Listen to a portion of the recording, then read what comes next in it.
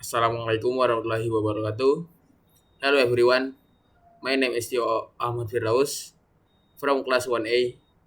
My study number is 2511012023. Today, I would like to talk about the development of industrial electronics in India, a journey that reflects not only technological progress but also economic transformation and strategic national ambition.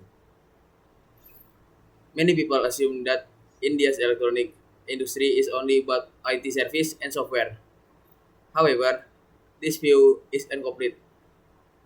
In reality, industrial electronics, including automation system, power electronics, embedded system, and smart manufacturing, has become one of the strongest pillars of India industrial growth. So today, I will explain about how the sector developed, what drives its growth, and what challenges still remain.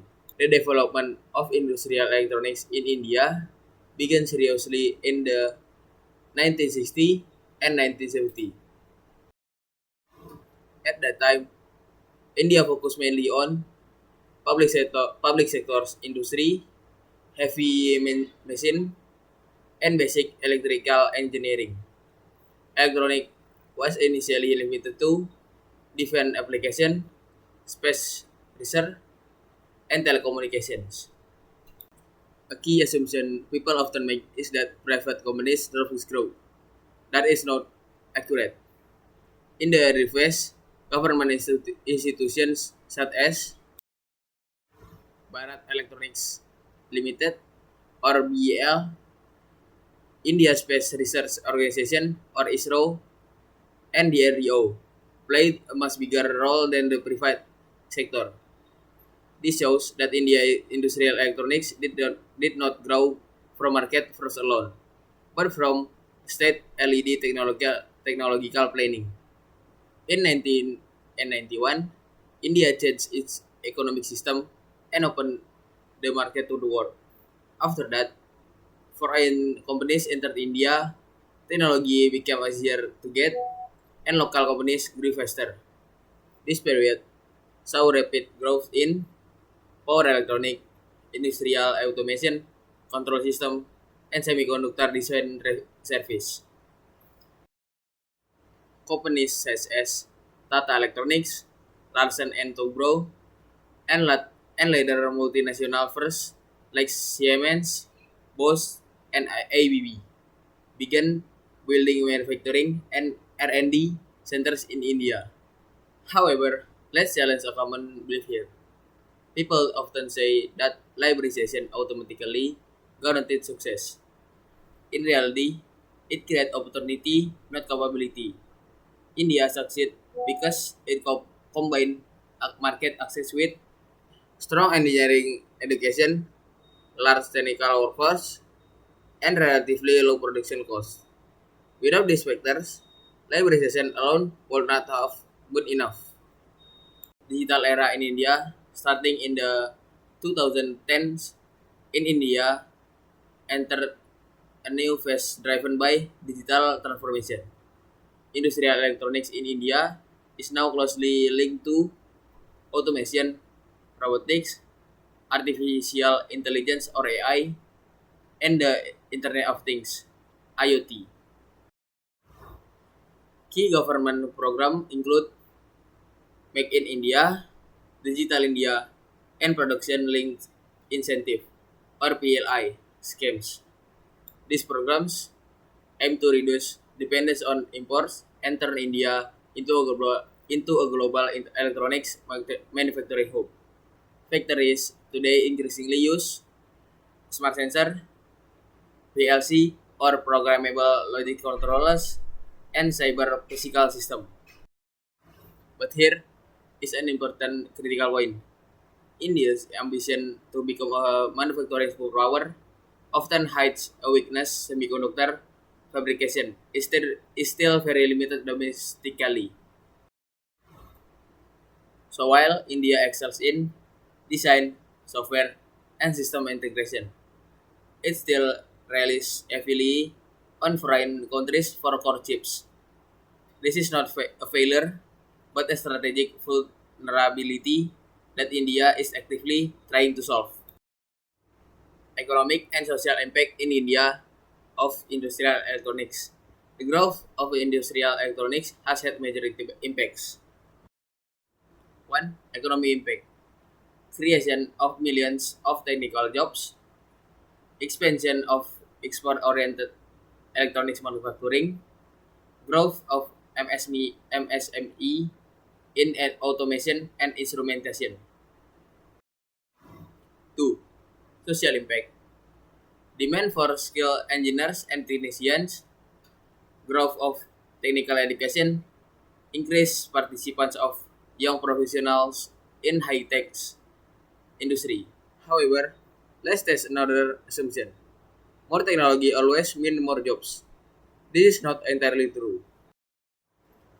Automation increase productivity, but it also reduce low-skilled labor demand and increase inequality between skilled and unskilled workers. So the real challenge is not just building technology, but prepare human resource to adapt to it. Current challenge of industrial electronics in India is, despite impressive progress, India still faces key challenges. 1.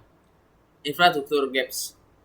Power supply, logistic, and industrial land are not always reliable. 2. Supply chain dependence. Critical components are still imported, especially semiconductors. 3. Skill mismatch. Many graduates lack hands-on industrial experience. 4. Global competition.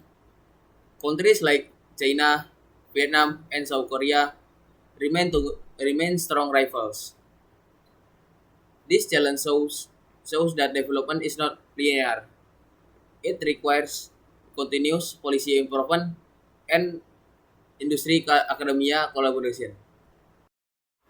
Last, to conclude, the development of industrial electronics in India is not just a story of machines and circuits.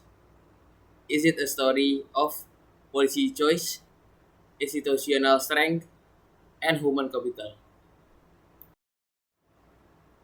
India has moved from state LED electronics to market-driven innovation and now to digitally integrate manufacturing. Yet, the journey is far from complete.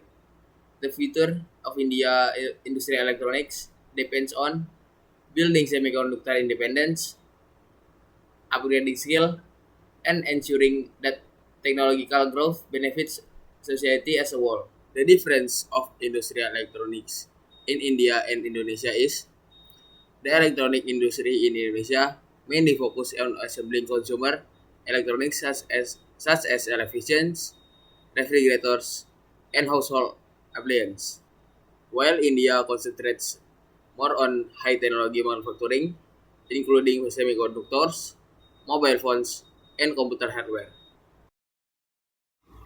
Although Indonesia started earlier in 1980, it still depends heavily on imported components. In contrast, India industry has grown since the 2000. Strong government programs like Make in India support by large R&D capacity and higher foreign investment. Indonesia benefits from its strategic position in ASEAN as a regional export hub, while India aims to become a global center for electronic manufacturing. That's all I can say. Thank you for watching this video. Wassalamualaikum warahmatullahi wabarakatuh. India is one of the fastest growing economies in the industrialized world, and its population is predicted to increase 20% to 1.5 billion by 2030. This growth will stretch India's energy infrastructure to its limits. To meet future demand, India has an ambitious plan to boost the amount of energy it generates from renewable sources by 40% before the end of the decade. Gamoti, in the southern state of Tamil Nadu, receives an average of more than 7 hours of sunshine every day, making it an ideal place to build such an epic solar farm. And this monumental power plant is best seen from above. 2.5 million solar panels combine to generate 648 megawatts of clean energy, enough to power about 150,000 homes. This is one of the largest solar power plants on Earth.